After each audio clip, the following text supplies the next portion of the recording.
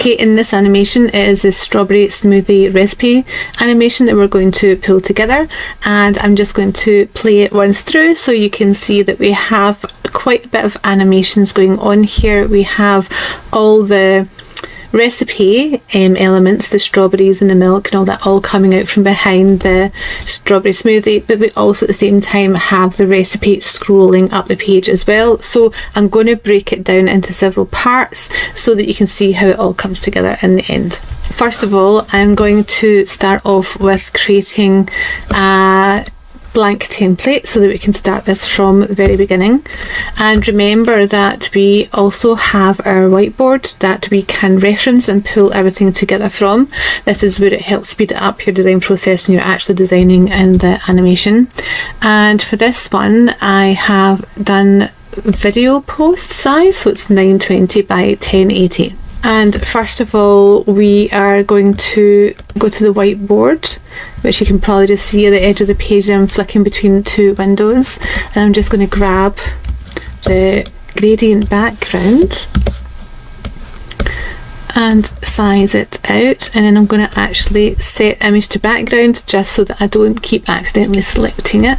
Grab our text, and you can see already this is where we really speed up how we design when we take just a bit of extra time at the beginning of the process to put all the elements together. I still find I've been designing for over 20 years and I still find a struggle starting with the blank canvas page. Nothing comes to my head. I find it much easier, and especially with the whiteboards, that you can play around and grab different things you don't quite like and just shove them off to the side, rather than everything being on the final area that you have within your template and things don't fit and stuff. So I always find it easier designing in the whiteboard space first. So once we've got our text, I'm just going to this lowercase and bring in our smoothie.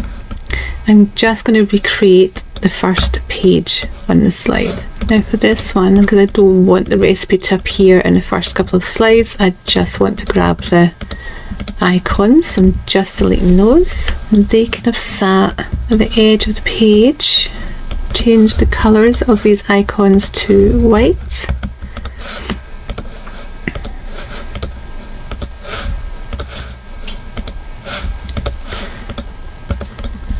So this was slide 1.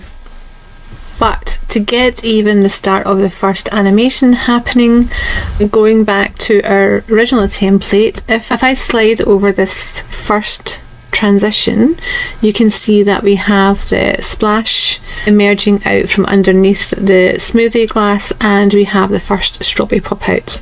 But if I click on the layers to just show you what's hidden behind the strawberry glass, you'll see that there's several strawberries and a splash mark.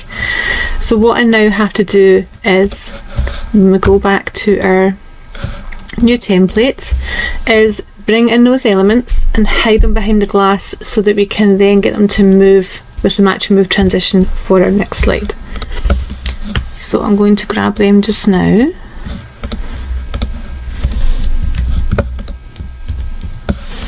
Right, and what I'm going to do is I'm just going to shrink them so that they can hide behind the glass. And if I go to position and my layers and I just select them all, I can then drag them to sit underneath the glass and you can't see them, so they're hidden.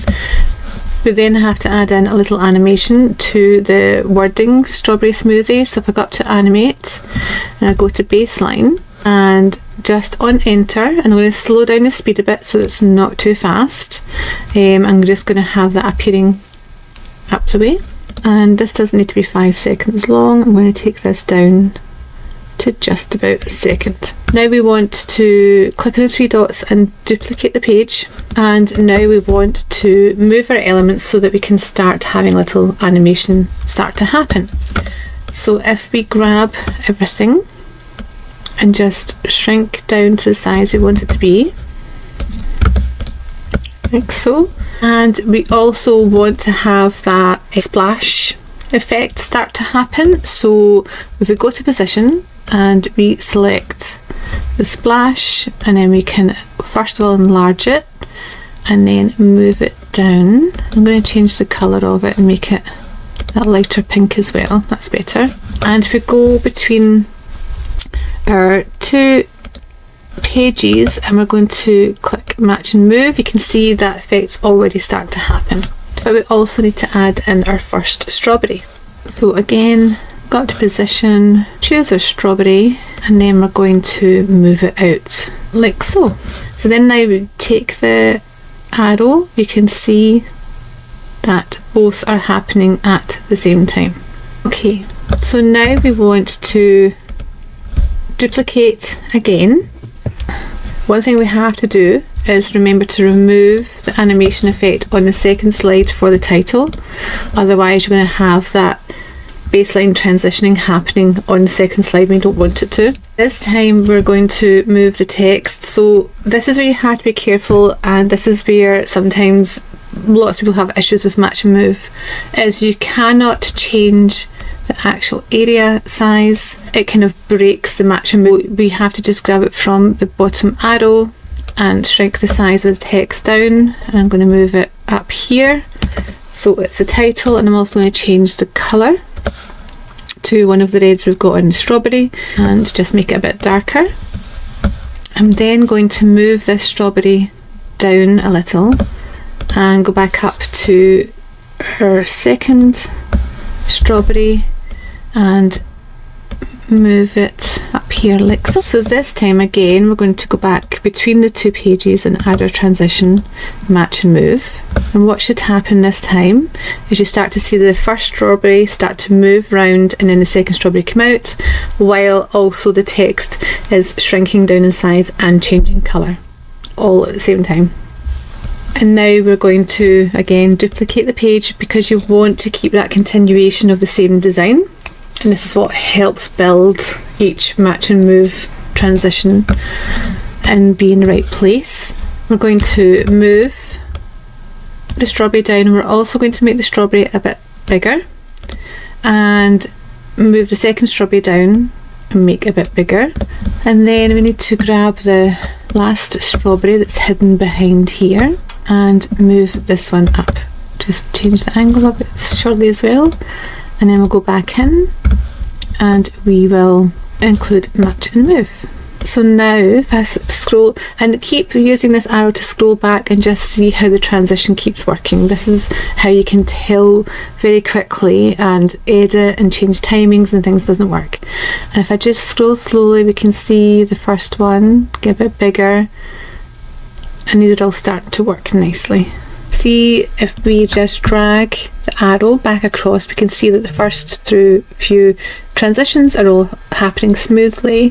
So now I want to grab the rest of the elements that we need to bring in the rest of the ingredients, which is the honey, the milk, the yogurt, the banana and the ice cubes. And you can see how handy it is having that whiteboard that you can have open in a different window to then be able to just quickly grab the things you need, and then you're not constantly having to go into elements and search each time for the elements that you want to use. Go and look at the positions and make sure they are all sitting underneath the smoothie layer so that we can have them appear one at a time in our animation.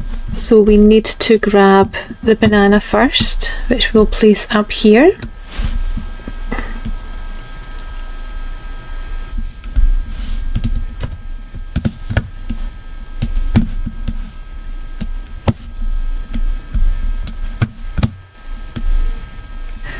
So we've got the banana. I just had to add it into the previous slide so that I would actually slide, because it was just appearing, and that's what happens. See, if something just fades in, then it means that the element is missing from the slide before. So go back and check and see if the element is there for it to transition and move. If it's not, it'll just kind of slowly fade in or fade out, and that's the kind of biggest issue I see people having when they're doing this transitions. And then the next slide, I'm going to duplicate again, and we just move everything round slightly, move all that down. We'll make the bananas bigger and bring down, and then we will grab our next element, which is our yogurt. And again, we'll just check. If you keep going back each time to check that your transitions are actually moving. Again, duplicate the next page and we just move everything along ever so slightly again. Make that a little bit bigger, make this one a bit bigger, and then we're going to bring in, I think it's the milk next. Let's click on that layer and bring up the milk. Again, just go back and check your transitions working, because I find it much easier to fix something when it's just one transition, but if you go several steps and several pages, then it's much harder to find where the transition goes wrong. So then duplicate the page again and move that across there, this one down, this one much bigger, make our milk bigger, and then we have to bring our honey in. We'll just bring it in like so. Let's just check our timeline that we are still keeping everything smooth, and we are. Duplicate again. Just want to move this along a little. We're going to rotate this a little as we make it a bit bigger, and then we need to just grab our ice cubes, and that's our last to get added. Let's just check. Yep, and now that we've got all the elements on the page, we are just moving everything into position a little more, like so.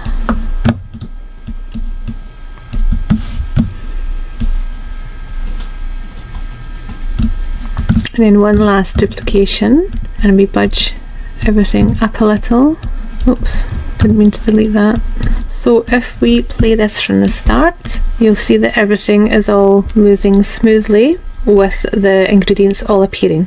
But you'll notice if we go to the original design that there was also the recipe scrolling downwards as well at the same time. So now we'll add that in to the animation, and again, I do find it easier sometimes, rather than trying to do all the transitions at once for each page, to just start with the one effect and then go back previous pages and build in the second effect, which is what we're going to do now.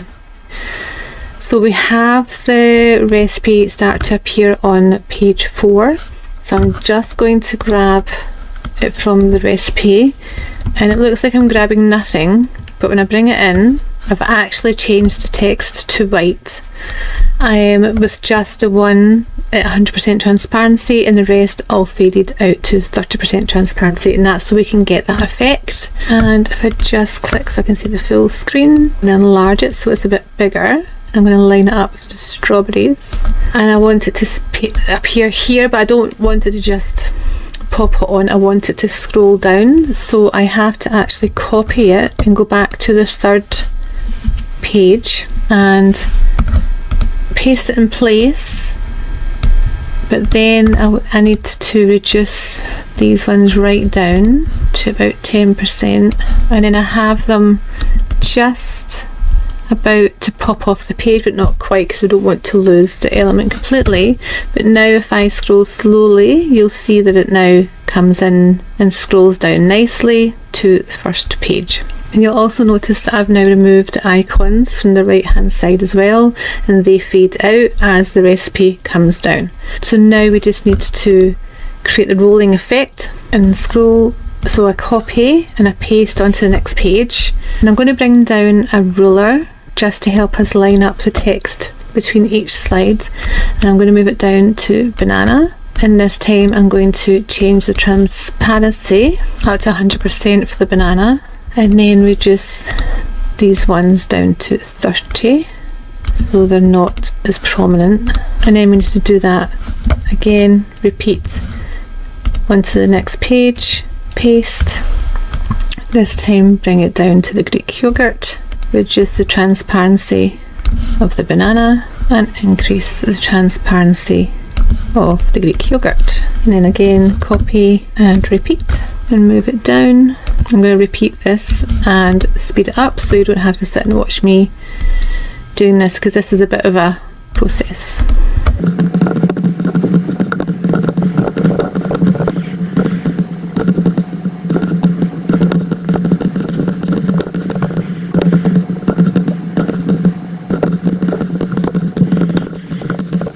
In this last one, we'll move down a bit and just change the transparency down to 30.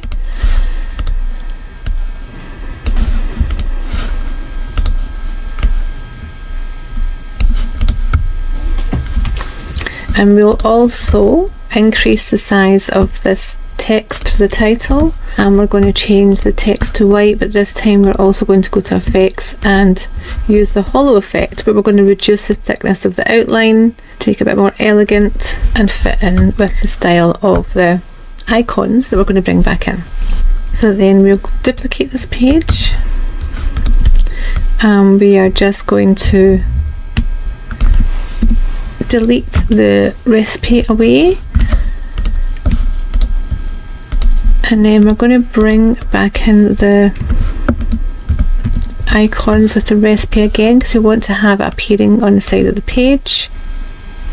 Now, do you notice that because I've imported the recipe again, watch how it's now going to try and transition. So to start a new motion effect, I have to break the shape of this. So I'm going to ungroup it. I'm going to get rid of this guideline. I don't need the guideline anymore. And if I change the area shape of the text, then it breaks the match and move, basically, because it's no longer the same shape. And I need to make the text white, and then I'm going to group them so that I can have them hanging off the page and I won't lose the text for the next transition. I'm going to change the background. So if I delete the background, go back to my whiteboard, grab the text, grab the new background, set to background.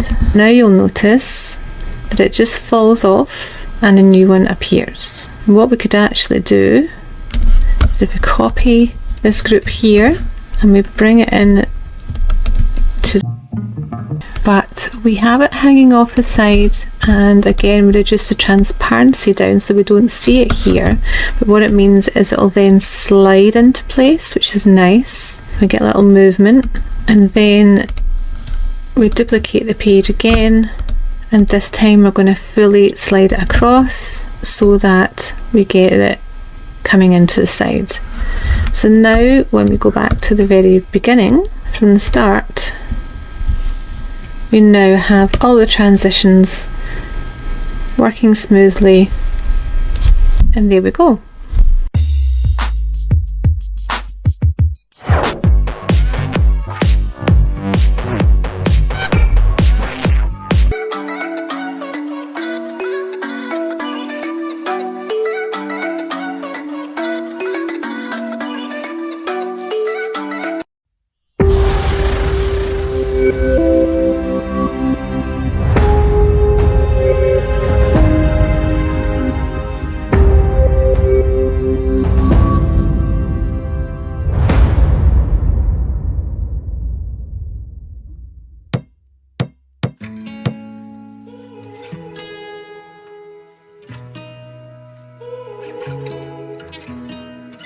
I can see the stars.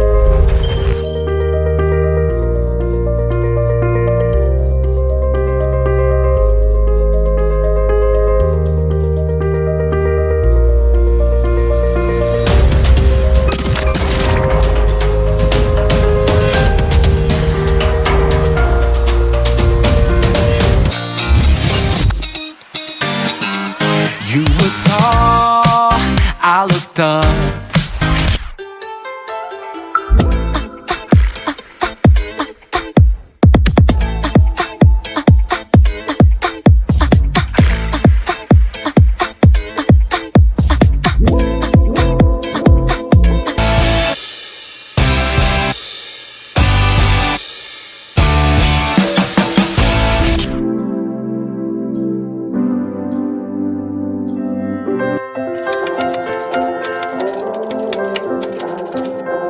Doesn't even make sense what I think about you.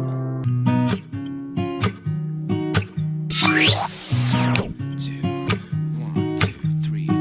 I've been feeling so small.